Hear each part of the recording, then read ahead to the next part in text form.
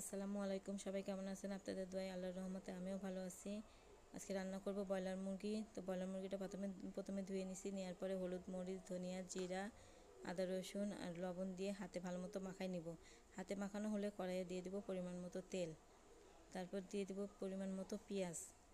পেঁয়াজ দেওয়া হয়ে গেলে পেঁয়াজটা বাদামি করে ভাজতে হবে। বাদামি কালার হয়ে আসলে তার মধ্যে দিয়ে দিব মাখানো মশলা, মুরগিগুলো কিছুক্ষণ তেলে ভাজা ভাজা করে নেব। আর এভাবে মুরগি রান্না করলে অনেক মজা হয়। আর এই মুরগির রান্নাতে আমার একটুকু পানি দিব না, পানি ছাড়াই এই মুরগির মাংসটা আজকে আমি রান্না করব। আপনারা দেখতে থাকেন কিভাবে এই মুরগির মাংসটা আমি পানি ছাড়া রান্না করি। যারা ব্রয়লার মুরগি পছন্দ করেন না তারা একবার হলেও অন্তত এভাবে ট্রাই করে দেখতে পারেন। আর নিঃসন্দেহে এটা আপনাদের কাছে ভালো লাগবে, একবার হলেও ট্রাই করবেন। তো দেখছেন যে পানি বের হয়েছে, এই পানিতেই আমার মশলাটা সিদ্ধ হয়ে যাবে, মাংসটা সিদ্ধ হয়ে যাবে। আর এই রান্নাটা করার সময় ঢেকে রান্না করতে হবে আর লো হিটে রান্না করতে হবে। লো হিটে দিয়ে আস্তে আস্তে করে ভাজা ভাজা করে নিতে হবে। আর এই রান্নাটায় মুরগির ভিতরে মশলা একদম ঢুকে যায়। তাই আমার লবণ কম লাগছিলো, তাই একটু লবণ দিয়ে নিলাম। একবার হলেও ট্রাই করে দেখবেন, দেখে আমাকে জানাবেন কেমন হয়েছে এই মুরগির রান্নাটা।